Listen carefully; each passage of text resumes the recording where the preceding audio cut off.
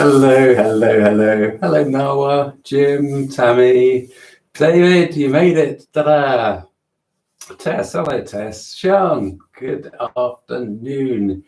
Oh, Tammy, there's nothing like putting a bit of pressure on. This is going to be great. How do you know it's going to be great? It could be the worst. It could be the worst live that we've ever had in the few years that we've been doing it. But it's fine. Kenny Chris, hello, hello, hello. Very nice to see you all. Okay, so for those of you that are maybe new, Steve, good man, good. Well, I hope so, Steve. Lift the mood. Let's see more. No, I will not look at its pressure at all. For those of you that are new to this, maybe catching it on playback, this is the live recording. This is something we do. We've been doing it a couple of times a month where we could. It may have to reduce to once a month, guys. I'm really not sure whether we're going to be able to get in next session next week. I'm going to have to just stand by on that.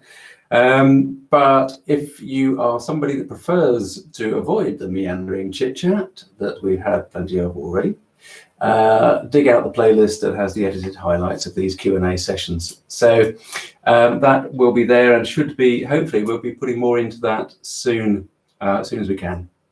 So the reason I say that we might have to reduce this to once a month, I know, is because I need to free up some more time, other commitments. One of the things actually that you might be interested in, and if we do convene next week, I'll tell you a little bit more about it then, is I am starting, Nick, hello, good timing. I am starting another channel here on YouTube, and the channel is called Your Home Heals. And that is going to be very much taking what we talk about here, but far more accessible, the real fundamental, physical, shall we say, human-based stuff that most people can kind of get and understand. And if people that join to that channel are interested in the touching of some of the psychology, we'll touch on some of the thinking behind why do we affected by different colors. Creating sacred space, we'll be touching on those sort of things. But if they're interested in that's where they want to go deeper, then they can come over to this channel and dive in deeper. So that gives us an opportunity to really get a little bit more spiritually orientated on this channel. Okay, so we're not going to be losing anything from this channel here. All your favorite stuff will still be here, and hopefully some of you enjoyed. Hello JF, good to see you. Hopefully some of you, Lisa, good to see you. Hopefully some of you enjoyed the interview that I did with Gary Vasey. I did a second interview with Gary Vasey, the author, and that was really about his creative inspiration. And there's some interesting stuff in that interview, even if you're not interested in writing books. Very interesting in terms of his process of getting creative, connecting to the creative muse, shall we say. So we'll still be doing that sort of stuff over here as well. Oh, Tammy's gone, right? Okay. Stevie, hello. Good to see you there. Good to see you. Missed you at the meditation and healing. Whoa, hang on, sorry. Healing session at the beginning of the month, Stevie. Rosemary, hello. So, what we're going to kind of kick off with, and as you all know, lots of regulars there, most of you will know, I welcome any questions as we go through this process today. Meandering chit chat is definitely the order of the day. So when a question occurs to you, do stick it in the chat, and we'll try, or I'll try my best to answer it. I won't take all of your comments as being directed to me, but I do tend to search through it, and I do miss some, of course, obviously. But anyway, chuck them in the chat. While you're here, if you enjoy this sort of thing, do click the old thumbs up beneath the image on YouTube, because clicking the thumbs up whenever you see a video that you like, or you're watching a channel that you like, really useful to click the old thumbs up, because that sends a signal to the algorithm that's pushing YouTube, and it says, yes, we like this one, and please show more of this. This is worth your attention. So thank you very much, those 5 people that just clicked on the thumbs up. It really does help. So now then, where do we? I've got notes. I'm going to be looking down here. And one of the things I wanted to kind of cover today, I guess, if you're happy to. Hello, Denise. Nice to see you. Is actually something that we've been discussing. Some of us have been discussing in the one of the house healing groups that I run. One of the training sessions. It's an interesting topic, and it touches on many of the facets that we cover ordinarily in broad terms on the Monday lives. But I want to go into that again because it does touch on all of those things that are in that thumbnail, which is free will, willpower, free power, all of those things. And we're going to talk a little bit about that. But actually, I don't know whether any of you are able to answer this. When you saw that thumbnail, which of those three words jumped out at you? Was it the free? Was it the will? Was it the power? Was it, what does that mean? What is he doing there? Angelica, hello. Well done. Excellent. Probably snowed in up there, I should think, up there in the north. So was it the free? Was it the word will? Was it the word power that jumped out at you, I wonder? Just pop it in the chat. Doesn't matter. Nobody's going to kind of criticize you for doing it. Power. Yeah, okay, good. I wrote it like that because I like to play with words anyway. I like seeing words on the page. Free, Charlotte, yeah. Free for JF. Free will, Jenny, and free, Rosemary, yeah. Freedom. I take that as freedom, as where our mind's going. Obviously, that first kind of whoa, catching the attention is what is sort of our subconscious is kind of looking for and out there, and that's what's resonating with us. Power, yeah. I think, and again, really, I mean, they are all the same thing, which we're going to talk about, because you know those three words laid out there on the frame could be read as free will, could be read as willpower. I'm reading them here from the page, but it could be read as free, as in a free event on YouTube. Power, as in stepping into your power. Or maybe somebody's read it and they've come up to completely the wrong place because they're looking for free power, free electricity. Free will, yes, very curious subject, yes. Free will, yeah. Freedom, yes, Steve, I agree. Free will to change a habit, yes, Noah, that's exactly perfect. Really interesting, because actually free will, I mean, the other thing is to look at it as like free willpower. Whoever willpower is, you know, he gets a lot of airtime, doesn't he?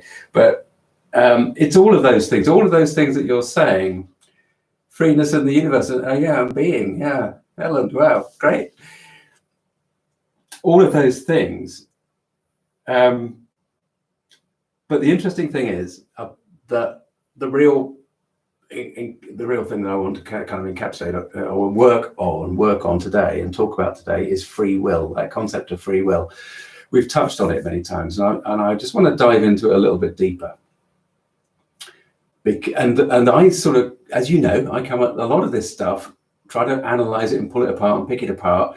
Some would say unnecessarily, but in order to try and understand it and assimilate it and communicate it in different ways. Because a lot of what I do is to help people shift their perspective on what they perceive to be a state of being that is unmovable quite often. So clients that might come to me would say, well, this is the problem and I can't do anything about this. And actually part of the knack is to help them shift and see it from a different perspective, so that actually that immovable object actually does become movable, it becomes changeable.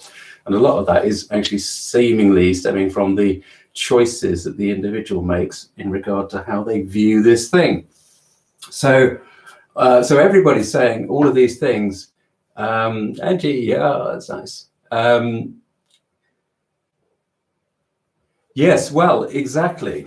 So, Jenny, they see that is the crux of it, right? Because we've got Noah there saying free will to change a habit, for example.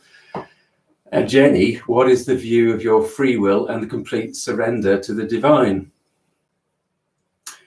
Part of our problem with free will, let me just come back to what I was saying about science, because I like to pull all this stuff apart from the scientific viewpoint. Science over the years has done so many experiments to say, have human beings got free will? It's a philosophical question, but science likes to get in there. So have they got free will or not?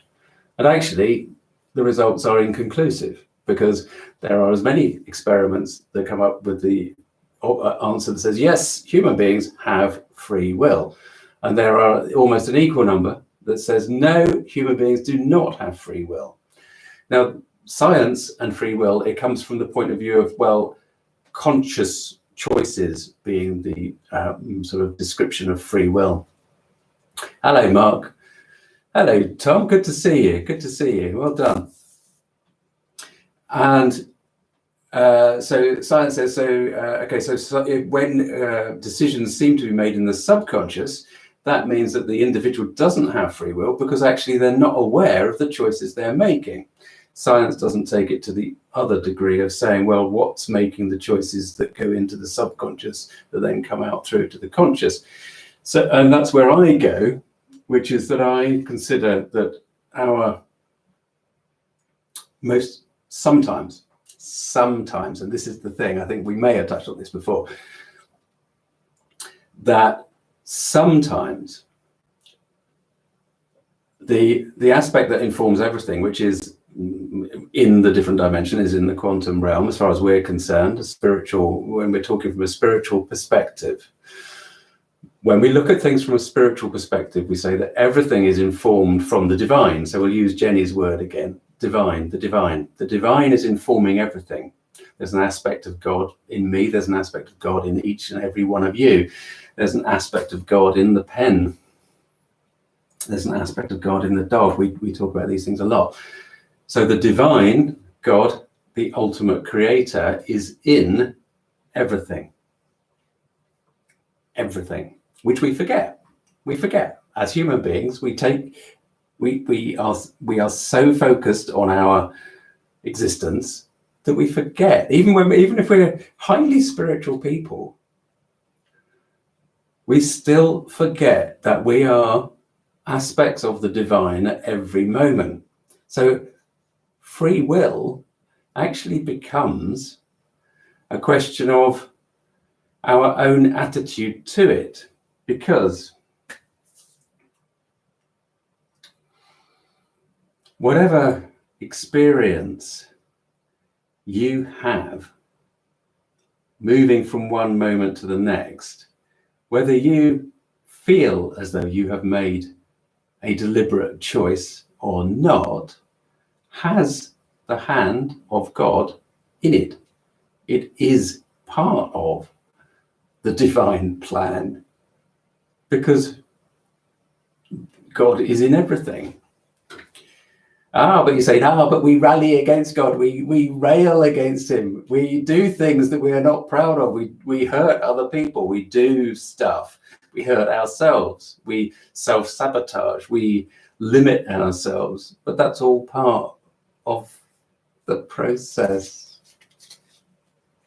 So how do we find power? How do we find freedom? How do we find the place that we want to be in, the strength to get up in the morning and face the world, and even the delight to live in joy? How do we find that if we're not in that position and we don't have free will? Well, we have choice. We have what I would say is the illusion of choice, and we live by that process, because that is the part that comes from over here. That is the material from which we're made. That makes us human beings. We're still a part of God, but we have the illusory. That is the major power. We can't fight that power, but we have an aspect of this.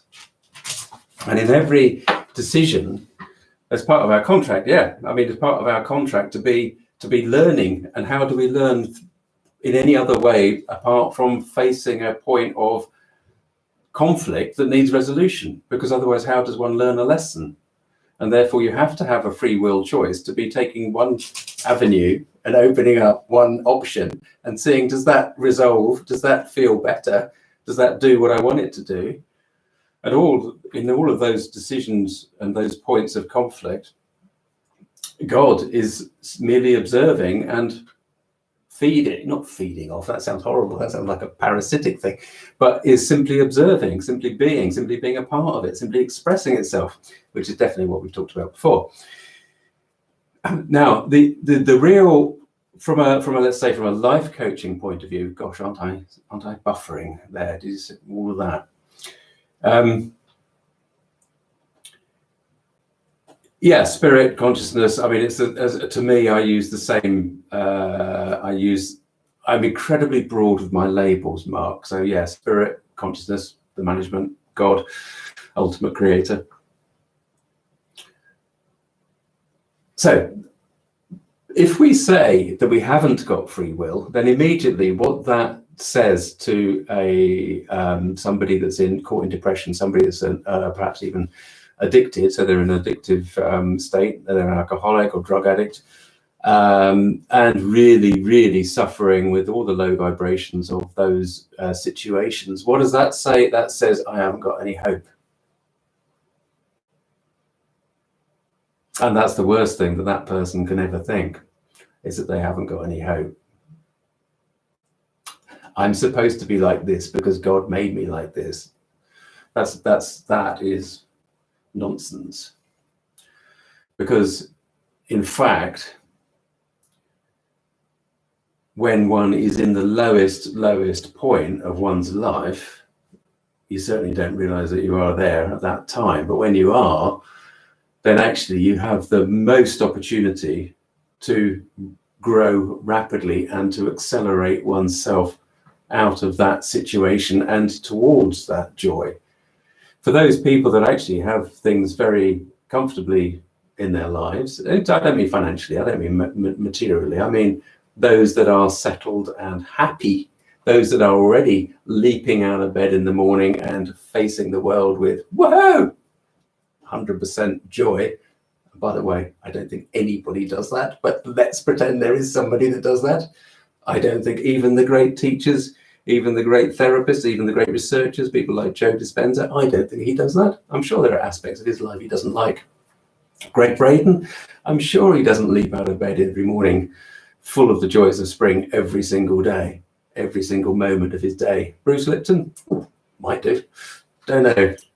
Bruce Lipton always seemed a more chilled kind of guy. But anyway, point being, and don't think that I'm taking this lightly. I think this is actually the crux of everything. I think this absolutely is the crux of everything. The crux of everything in understanding that all the time we are flipping between the human point of view, the ego, and the spirit point of view, the divine point of view. Those two aspects, our psyche, our thinking process is torn, if you like, as you're on that spiritual path. It is torn between those two aspects, because some things can only make sense when we look at it from that point of view, from spirit's point of view. If we step into and pretend, I'm saying this in the proper use of the word, pretend to be spirit, and therefore can comprehend the much wider picture. I mean, just from a completely different angle to what we've been educated to believe and what we've grown up with for decades, from this human point of view, then things start to make sense. But you can only do that by some of your beliefs and your habitual thinking, the habitual thoughts. You are sacrificing those habitual thoughts and sacrificing those habitual processes, habits. That's the word. Habits comes back to what Noah was saying. Kathy, good to see you. Maybe Jasper, not sure. So I'm not sure what that means there, Nancy, but nice to see you. So we have to sacrifice. We have to be really conscious of our viewpoint, our perspective. Which perspective are we looking at the situation, a given situation, the situation that is giving us trouble, comprehending, feeling our way into? Which perspective are we looking at it from? Are we genuinely looking at it from the human point of view, or are we genuinely able to step in and, if necessary, do we actually go through a ceremonial process, a very focused, intentional process to try to adopt that freedom of point of view that spirit actually has in order to release the viewpoint of the circumstance from all the chains and the assumptions and the biases of the human at that one particular point? That, of course, is what meditation should be doing. That is what that is what enables us to be able to step out of these constructs, these confines, accept the pain that these are producing from the human point of view, look at it from a different point of view, because we can see it with the eyes of God, is where I want to go with that, which is a bit pompous as a statement, but that is the way to say it. So I say point of view, I say perspective. How do we see something from a different point of view, a different perspective?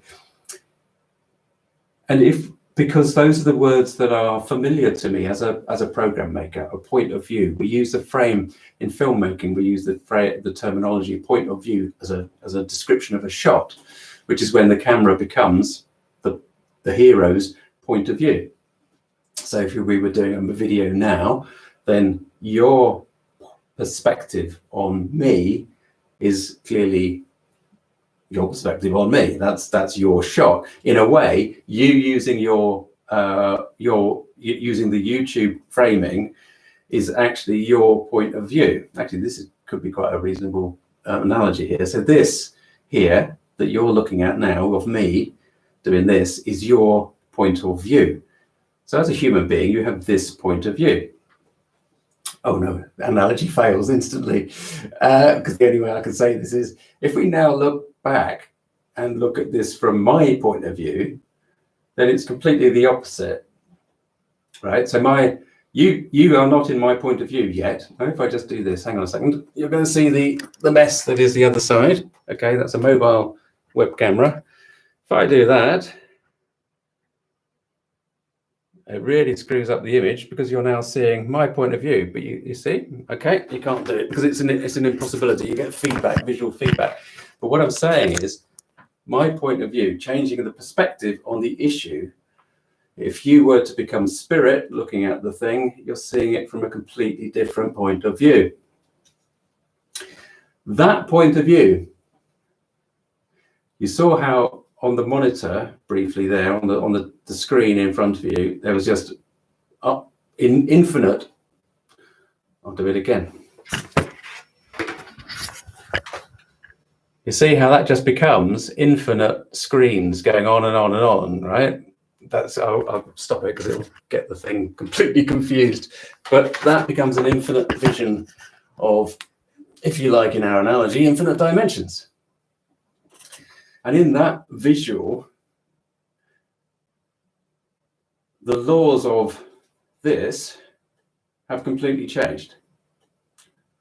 This does not, the confines of this do not exist in that infinite visual of screens going, whoa, let's go down there.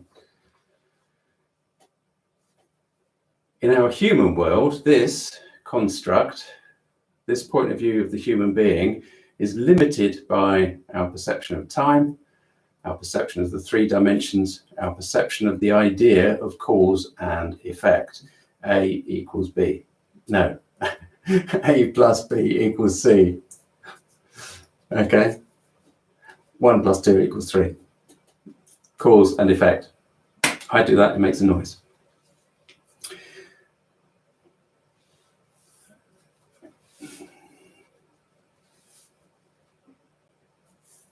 Okay, so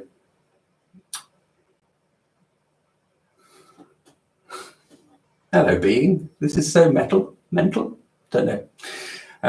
Okay. So if you take away these constructs, as we saw just now, when you've got this infinite wormhole, effectively, then it means that we can look at things differently.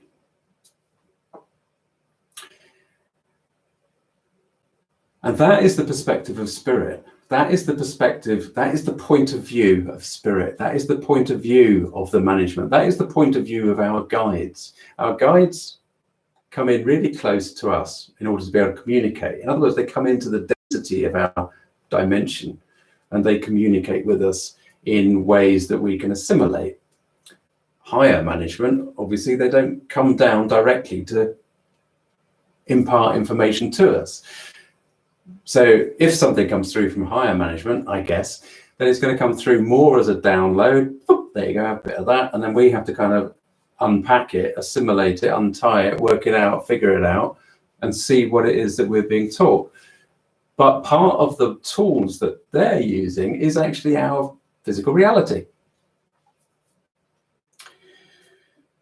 In that conversation I had with Gary on that went on uploaded on Saturday, he talked about getting inspiration and unpacking it in that sort of quantum way of having to figure it out and feeling it. I know other people do that, and in that conversation I referenced at least one other person I was talking to about that very process. Hello, Wendy, good to see you. And there is very much everybody there on the chat, everybody that's with us today that receives downloads will know that that's how they come. They come like, whoop, there it is. And then you've got to kind of figure and stay with it as it's coming to you, or, you know, whatever, you discover the way of unpacking it. Right, so why am I so strong on this kind of trying to help you? It's difficult for me to tell whether I'm sort of going over old ground all the time here, or whether you're seeing it with new eyes, whether I'm actually helping you sort of assimilate and make sense of some of this stuff, maybe for the first time, maybe getting a penny drop moment. Just let me know if there are any penny drop moments going on. And Mark has been having a good chin work and share there now. Okay, so but hopefully it's making some sense to you though, Sean, in terms of the human perspective and the spirit perspective. Meta. Okay, cool.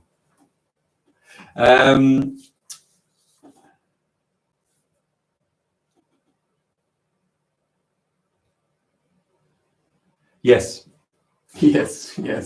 yeah. Yeah, Kitty Chris, yeah, sorry, I was agreeing with you. They are interrelated 100%, definitely, because time gives us the I mean, some people do say that time is an illusion, and free will is also possibly an illusion, but let's not worry, but they're definitely interlinked 100%. So one of the reasons I wanted to raise this again and kind of really stress that perspective thing is because in the house healing group that I've been working with. Okay, so working with, we did an exercise that I've done many times before with smaller groups, and that was to have, this time we had 10 dowsers dowsing one property, very vague, brief. So basically I said, go douse that, see what you come up with.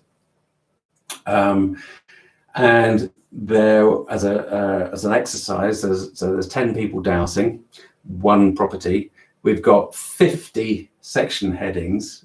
Oh, I wanted to share this with you because for you guys that are not in this training, it's still going to be relevant and appropriate, and you'll see how you can apply this and sort of and how it figures relates back to what we just talked about. And for those of you that are in the house healer training, some of you that are there or watching it later, it hopefully will help make a bit more sense of this.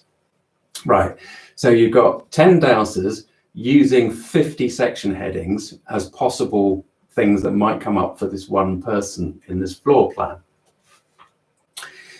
When we dowse, when we're working in the most constructive and active way as a spiritual being helping other spiritual beings who are in the human form, which is what we're doing when we're doing the house healing dowsing, we are enlarging our connection to upstairs and aiming to operate and function from the most connected point of view possible.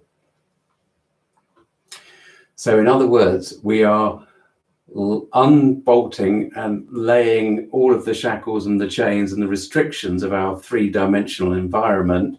As far as possible, we're taking them and putting them to one side through whatever process we need to do in order to maximize and allow the spirit energy to come in and fulfill what it needs to fulfill in order to effect a change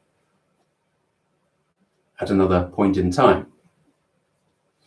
So that's a very long-winded and convoluted way of saying we meditate and we go into trance and all these things. We, as that dowser, as that individual accessing and analyzing and accepting and allowing information to come through, our being, we become the tool for the management. We enlarge our connect. The only way I can describe it is that we enlarge our connection to such an extent that we maximize our ability to be connected to spirit, to allow spirit to come through and to manifest within the three dimensions, within the restrictive three dimensions. Sounds very pompous, but this is I'm trying to give a new perspective on it. So that part of the job is to identify and to plot what we are being told. Okay, so we're being told there's detrimental earth energy lines, we've been told there's detrimental earth energy spirals, we've been told there's detrimental EMF interference, we've been told there might be some detrimental ET related things, there might be some detrimental earth grids going on, all sorts of things, 50 section headings or so that we cover. We do that process, that dowsing process, as like an audit, a collection. We gather the information, we hold it here, we're collecting it so that we can act on it and the management can act on it shortly.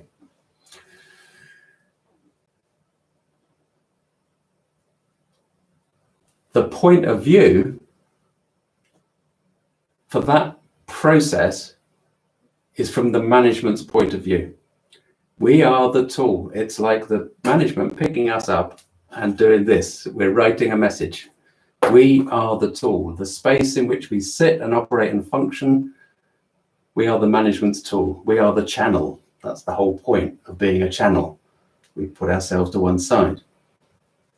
So when we come out of the dowsing, we look at the floor plan and we go, oh, that's a nice bit of dowsing. That's lovely. All of this was really strong. We make our report and we have the floor plan. And then what happens is that, and this is what happened with the group last week, we submit that. And I went through I shared 10 different floor plans with the group.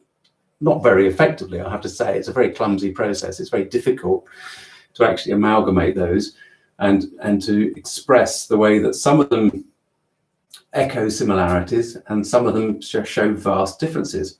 And big problem, not big problem, but the issue that's come out of it all, and I just want to try and add, and this is why I'm saying all this stuff, is for a few people, it's difficult for them to see, difficult for them to understand.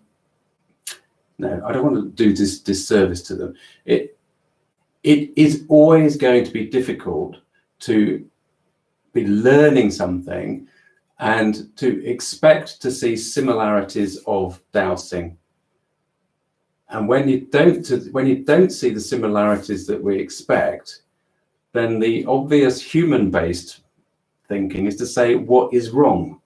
How can this be improved? Why is this not as we expect it to be? And that's a human-based perspective, not a management-based perspective. It's what we're dealing with is the management's point of view. The management can see and is aware that 10 people are going into a space with the best possible intention to help change somebody's state of being. The management knows that because we're all connected to the management and they can see that. it's their point of view. So when we produce these 10 floor plans, it's the management's point of view, and that is what matters. Now, it's not it's because we still struggle. We still say, but why isn't it similar? Why isn't it right? But that is right. But it just doesn't fit our point of view of seeing the world. So yes, we can do all of those things in to a greater extent, to a greater amount of effort, that is designed to be as accurate as possible, to enable as much of the management's information to come through as possible. And those are the processes that we've been discussing in the group, which is not only the meditation and the metaphysical stuff, the esoteric stuff, but also the very practical ways of addressing how our subconscious processes as human beings works. So the more detailed we can make our focused intent to start with, when dowsing, then if that is the way that your subconscious works, and everybody's subconscious works differently as a human being, some people are naturally far, far more detail focused than others. Simple as that. And that's the basis of so much, Myers-Briggs, insights, characterization, and all this sort of stuff, Jungian psychology. Very simple, very simply said, when we're working with dowsing and this sort of thing, some people have a natural inclination to be far more detail focused than others. Doesn't mean one's right and one's wrong, it's just different. And if that is part of your technique to maximize the management's input, then that is what one should be aware of. And that's brilliant. Sorry. So that is surrendering, getting the ego out of the way. Yes, that's right. Well, exactly, because it's the ego aspect that is causing the blockage. Whenever we're looking at something from the human point of view and it doesn't feel right, it's giving us stress, it's giving us undue consternation, it's creating a friction, then the only way to smooth that through, to enable the process, to enable change, if that's what we're looking for, if we're happy with that, conflict, with that friction, that's fine. That's fine. Leave it alone. Doesn't matter, does it? But if you want to be healing something, in other words, to be smoothing a way forward to get to the next stage, usually with healing, it's another layer of the onion, echoing the similar one that you've just gone through. But if you want to get to that stage, then you want to be changing something and adjusting. Hello, let's get that off. Adjusting something in that perspective. Oh dear. So it's like we're all facets of a giant gemstone. Yes. Yes, exactly. So even with all the contradictions, it's all still truth. Yes, because it's you. What we are doing as people, as human beings, we are, it goes back to that old phrase of holding the space. We are literally, when we want to go into the spiritual aspect, when we want to connect and understand on a logical level, on a conscious level, that we are connected to the management of spirit, we are holding the space for that to appear. We are holding the space for change to occur. We are holding the space for magic to happen.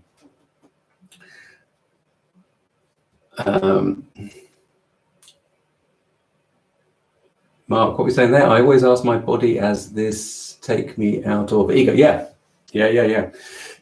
wonderful. So yeah, okay, yeah, exactly.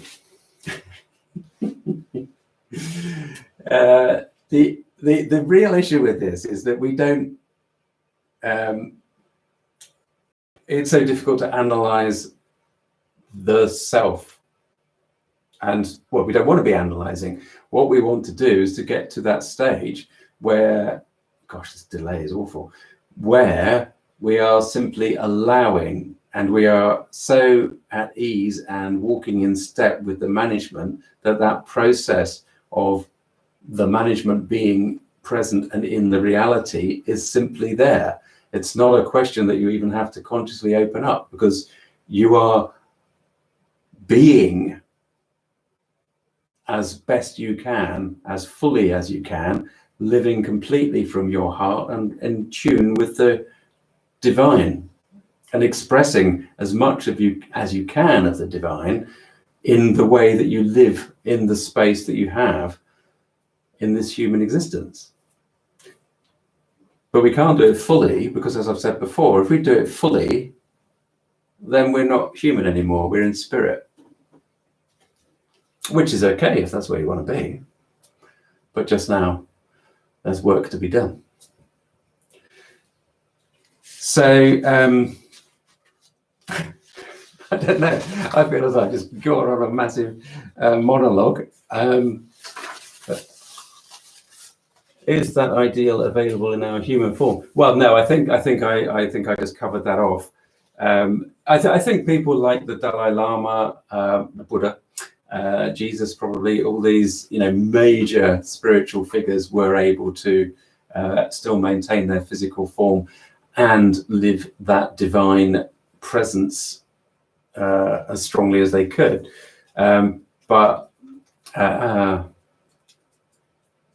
Yeah, I should really delve back into the heart math stuff, because that is all about entrainment and alignment and all of that. And I should look at it again. It's been a long time since I looked at that.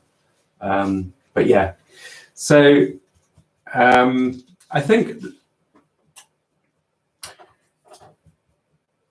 going back to what we started with, where we were talking about free will and the idea that free will maybe doesn't exist, and the idea that actually somebody that's in the depths of depression, somebody that's in afflicted with alcohol addiction or drug addiction, is going to say, well, no, what can I do about it?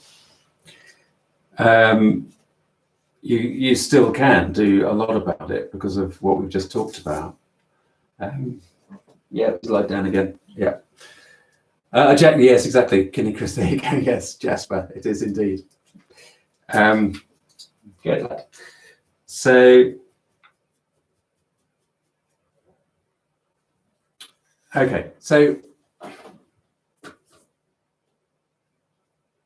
I think living, if one can live as far as possible in that alignment, in that heart-centered, heart-focused, divine alignment to the ultimate creator, to God, then that is when you start to see the changes in the world outside, because that being a part of you. And I don't think that it is as difficult as I probably just made that sound. I think it is not unattainable. It is very attainable to be able to live with the connection good enough to be able to see substantial, noticeable change in the seemingly external environment.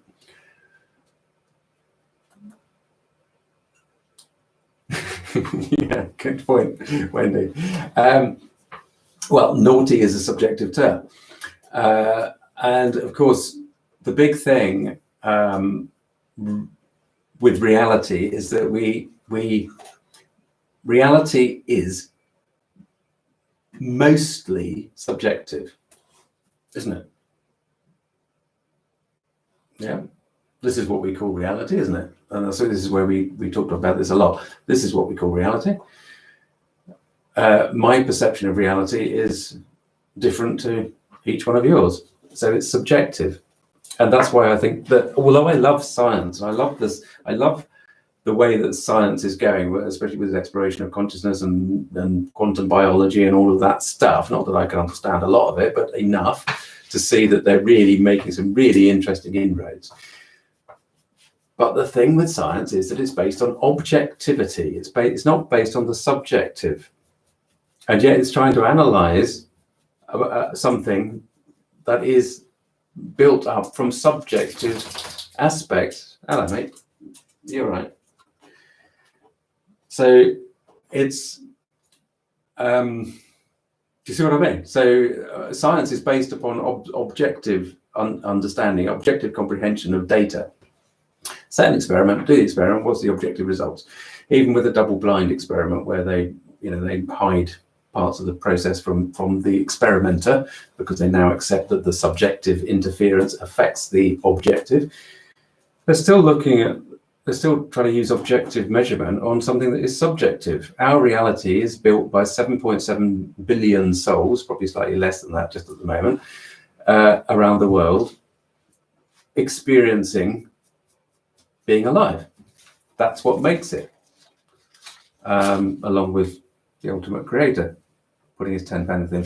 So I think basically free will, if we come back around to that question of free will and power, then it's a variable sliding scale, and the only variable and sliding scale about it really is our perception of how much free will we have. We have to try and we have to work at doing things, making decisions and taking choices, It's our choices that keep the thing moving on, because our choices give the management the opportunity to give us a response in our reality. So when we look at, for example, that example where we've got 10 sets of different dowsing results,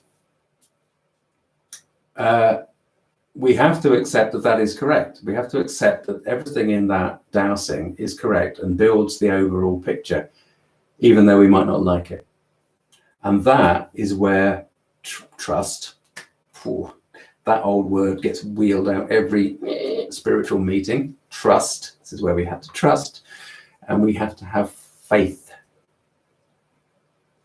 Trust and faith, because faith builds the process.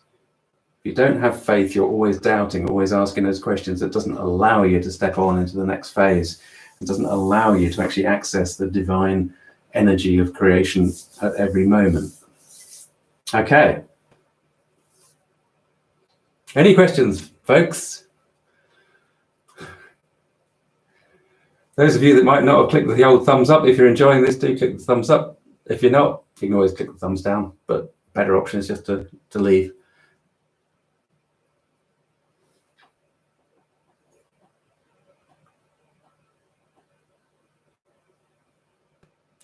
So the native way is earth-based teaching, which has maps of consciousness. So like a path to follow, Mark.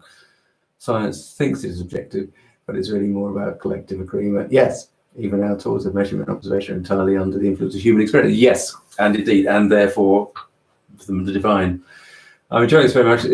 When is Adrian's new book out? I think he said. Oh yes, the mold question. I'll come back to you on that one. Keen to find out what the other questions are to Douse Online at home.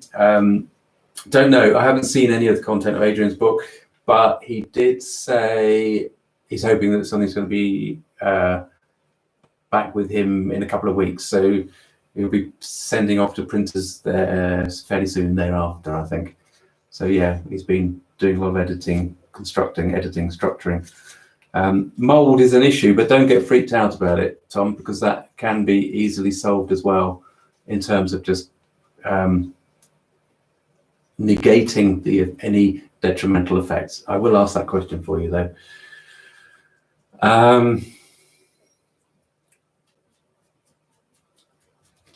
Well, I think the thing is though, if she's dowsing about you, Tammy, she's going to be coming at, I mean, she's undoubtedly got ego attached to all of those questions, because mother dowsing daughter, you know, a whole lifetime of preconceptions that she's built up to be at this point now.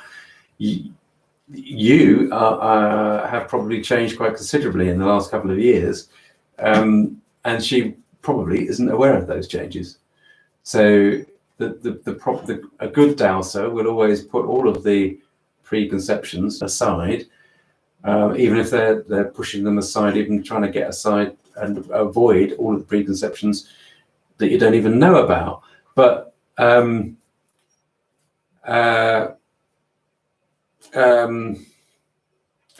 so what was I going to say? Oh, I know. Yes. No, I was in a conversation with somebody on the comments under one of the videos, somebody that was looking for lost children. I've had a lot of people ask about, can I help with lost people? And And regrettably, I don't get involved in looking for lost people. And one of the reasons is because actually I can't put aside the human ego aspect that says, God, this is a responsible bit of dowsing to find somebody that's lost or not. It's rather like dowsing directly if somebody is, or doing a mediumship session, if somebody is critically ill, seriously, terminally ill. You know, they may want to have the message that is, oh, it's all going to be fine, you're going to get better. And they may not. That spirit doesn't muck about when they give messages. I find it very difficult to do that sort of, which is why I don't do mediumship sessions at all anymore. And I don't douse for lost people because the hit rate was not good enough, because I was getting in the way. I was blocking whatever information they would want to put across. Gets in the way. If we think we can't do it, we won't be able to do it. If we think we can do it, we can do it.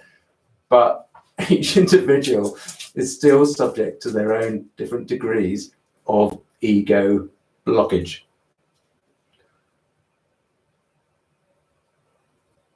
Yeah. Okay.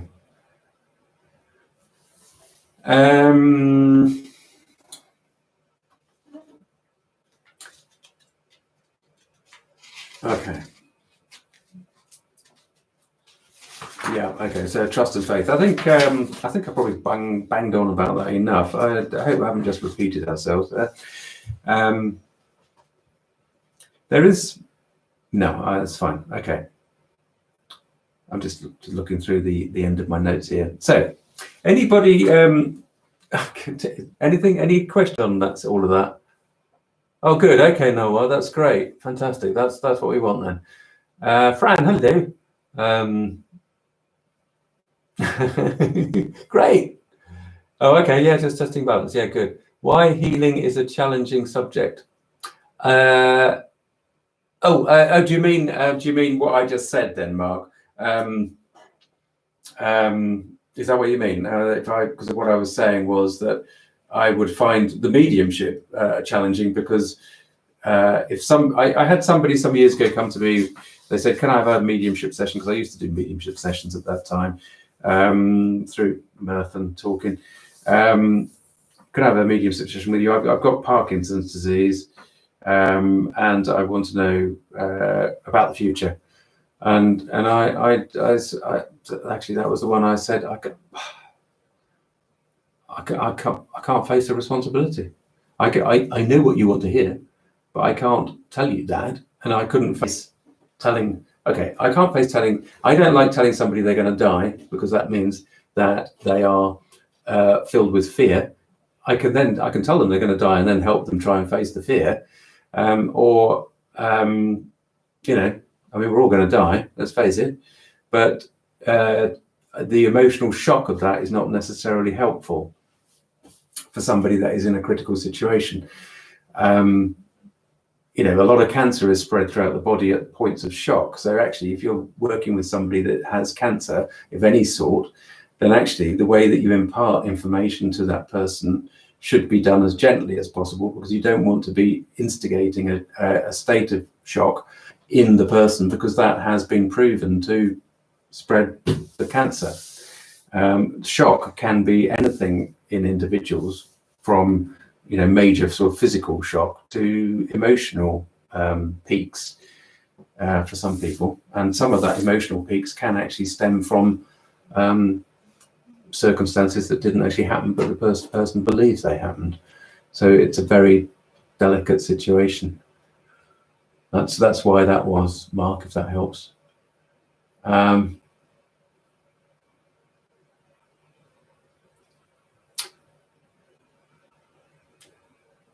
Fran, right. Oh, well, you found bones, right? Okay. Contact the place, and it was an ancient graveyard. Okay. How does this work? I don't understand what your question is, Fran. You were dowsing, but you didn't have any questions, just testing the balance, and you walked along and you found some bones. Well, so you were obviously meant to find the bones. That's what I would say. So in other words, the management saying, well, okay, there you are, let's find that. it really depends on what then happened. How do you react to that? What do you do with that information? What are you doing with it now? Has that stopped you dowsing, or are you really keen on dowsing? Where is that taking you? That's really what that sort of says. Great, good, thanks, Mark. Really, Rosemary, meditation is, please, meditation really is, yeah, great. Tom's put an answer there. Try Dr. Joe Dispenza.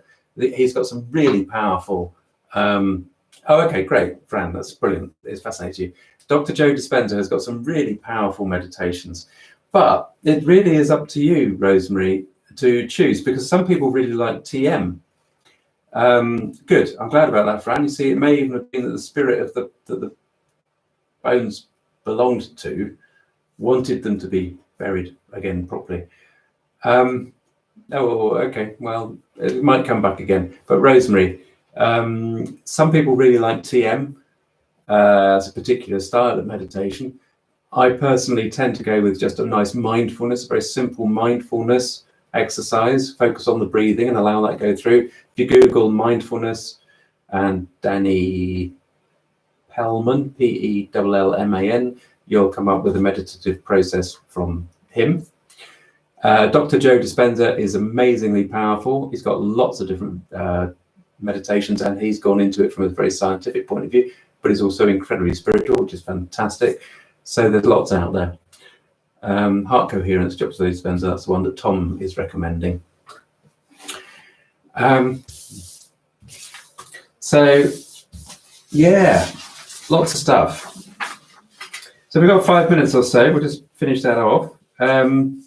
Noah, you had a bit of a penny drop moment earlier on. That's fantastic. And one of your recent comments was focus is, when you're dowsing, your focus is on what you're looking for. Absolutely. That's the key thing. Heart math meditation. There you go, Mark. That's fantastic. So what you were saying earlier on, you should look at the heart math stuff. Heart math has got lots of meditations, I think, actually. It's all about heart coherence as well. It's all of that. I mean, all of that's going to really come to the fore now. Once we get on the back end of COVID, do we want to talk about COVID? Then we'll be finding that lots of things are going to change. There's going to be a lot of subtle energy stuff coming out into the mainstream. And that's really, again, going back to that other channel that I mentioned earlier on, Your Home Heals. That's really why I'm creating that, so that we can get them more and more people that have found in lockdown, they're getting more open to the idea of meditation, spirituality, mindfulness to help them get through the days. And as we go back more into normality, which we will, that's what we're hoping to sort of pick up on to help people through it. So Noah, yeah, when you're dowsing, your focus is always on what you're looking for. That's 100%. You've got to do that, whatever it is, whether it's a physical thing or something abstract. That's what you're focusing on, not what you're doing with your pendulum or your rods. Don't focus on those things. That's not the important part.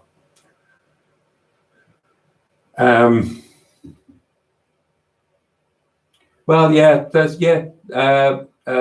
Tammy, yeah, I mean, there's all sorts of talk about fifth dimension, age of Aquarius, other dimensions, ascension. That's all fine. That's all fine. Whatever label you want to call it, changes are afoot.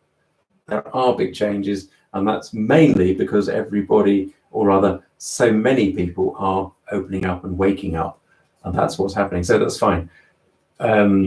You go along with whatever label you want to call it. JF. Okay, yeah, cool. Yeah, that's good. Great. Thanks. So, one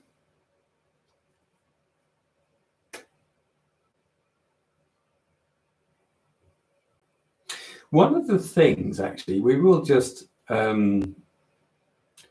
good, yeah, good, Tom. One of the things, we will just pull this to a close, but one of the things that I just want to, I guess, let's connect the dots, as a certain Mr. Ike would say here. Connect the dots for a few of you. The interview I did with Gary Vasey, author Gary Vasey. Gary's written a lot of paranormal material over the years, but as he says in that interview, he's trying to move, well, he's not trying, he is moving away from that. He's really lost interest in that sort of thing, which I'm not surprised. That happens to a lot of people. They start to get interested in mystical stuff, esoteric stuff, through the paranormal and then realize that actually a lot of the paranormal is a bit heavy energy, and there's a far better way of dealing with this aspect of reality, which is a higher, lighter, far more positive vibration. So Gary's on that path, which is great, and he recognizes that. We had a brief conversation, a brief exchange about demons in that interview. And a lot of people get really, really spooked by demons, the idea of demons. But quite frankly, and hopefully this won't spook any of you, that sort of demonic energy is pretty much a part of the environment in which we live. And this is why, you know, if we go back to somebody that's in the addicted state of being, or in a massive, heavy, low depression, the chances are that when you, if you're in a healing mode, then if you look into the energy of that person, then they will have some, what you might call, demon influences in their energy field. That doesn't mean to say that they're going to be viciously attacked by these things. A lot of demons are very simply little dark shadows. But a lot of things that we can see in the subtle realms and the dimensions next to ours are dark shadows in the terms of light, no light shining on them, because they're not in the ultraviolet dimension. So it's not to say that everything that we see that is dark is necessarily demonic. And don't be scared in the sense of demons. But if you don't know what you're doing with them, don't go near that. Don't try to deal with them. Get somebody in that knows what they're doing. But what I'm saying is, when we talk about demons in Gary's interview, it's not like, you know, we're not kind of saying, yeah, go dance with the devil. I don't think any of you would realize to think that we were, but, you know, just want to clarify that. Demonic energy is a part of what hangs around a lot of humanity, unfortunately, which is what we're trying to move on from. Noah, you had a question there. Does dowsing increase chances of getting more lucid dreams? It doesn't necessarily increase the chance of getting more lucid dreams, but what might happen is that you will dream more lucidly because your mind is aware that you are working on and opening up to more of the subtle energy aspects of the world around you. And that subtle energy aspect also includes some of your subjective subconscious. So when you're dreaming, you're processing information just as much from both aspects, the subconscious physical form and the subtle energies, as you are when you're awake.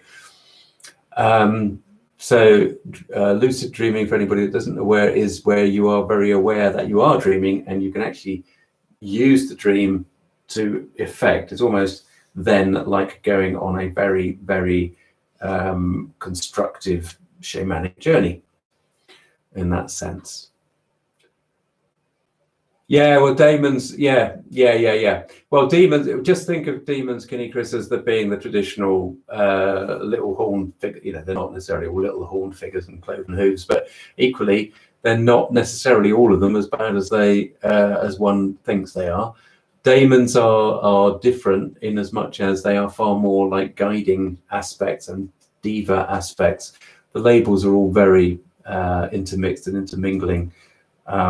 And really, again, you know, I don't know where there is. I mean, even when you get volumes of books that are published that are the glossary of metaphysics and esoteric wisdom, sometimes even you get two of those books and they don't actually match in their description. So it is always going to be slightly confusing.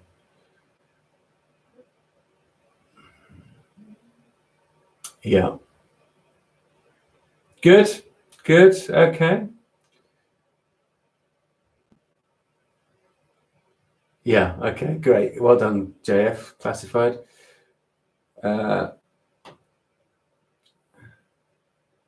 Yes. Well, that's true. Yes. There's the whole shadow energy side of things. Very, very true. Well done, Wendy. Good. No, it doesn't mean that, Rosemary. Just what you need to do if your yes and no's have recently switched, then just make sure you know which is which when you start each dowsing session. They may have permanently switched, or they may just be kind of settling in. You may have to go through a process of reprogramming if they continually switch from one to the other, because that's what you don't want. You want to know for sure that that is either a yes or a no all the time. And likewise, that is either a yes or a no all the time, or if it's your pendulum, whatever it's doing, you need to know the answers. Okay, good one, Mark.